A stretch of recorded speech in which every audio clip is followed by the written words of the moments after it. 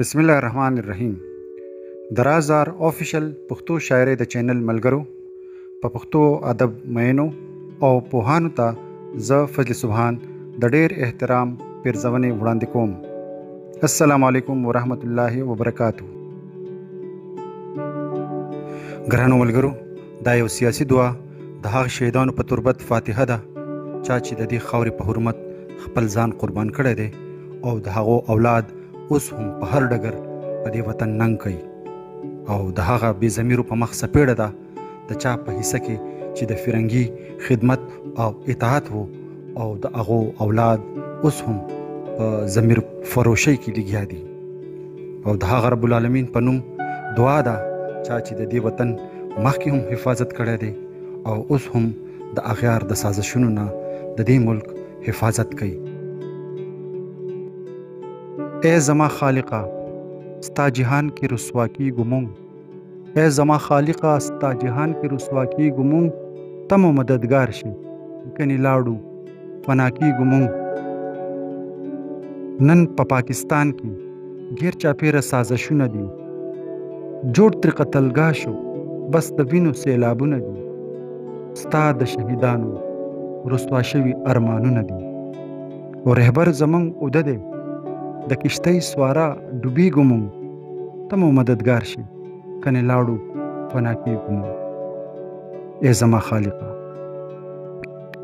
ننګ غیرت اوده شو د اغیارو دلالي کوي، خپله تباهۍ باندې په خپله خوشحالي کوي او خپل تهذیب پرېښود د مغرب سره سیالي کوي. نن د مسلمان او د اسلام په نوم شرمېږو مونږ، ته مو مددگار شي کنې لاړو فنا کېږو مونږ. ای زما خالقه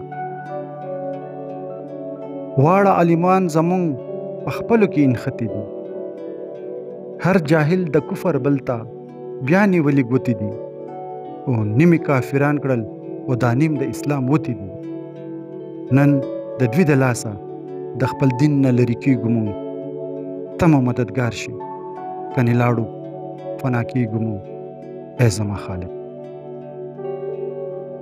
څوک مو پر روبل اخلي او څوک مو په ډالر خرڅوي، یو د ژوند اختیار اخلي او بل رهبر مو سر خرڅوي، نرخ مو پاتې نشو هر یو بد مو په بدتر خرڅوي او دا د شعور حد چې خپل خرڅون ته خوشحالېږو مونږ، ته مو مددگار شي کنې لاړو پناه کېږو مونږ. او ای زما خالقه ستا جهان کې رسوا کېږو مونږ، ته مو مددگار شي کنې لاړو پناه کېږو مونږ. ای زما خالقه. ګرانو ملګرو، دا کلام او مختصر تمهیدي خبرې تاسو واورېدې. که تاسو د دې کلام په هکله ما د خپل رای نه په کمنټس کې خبر کړئ نو د مخکې سفر دپاره به ما ته لار اسانه شي. د پښتو ادب او شعري ذوق د ځلا دپاره دا چینل سبسکرایب کړئ.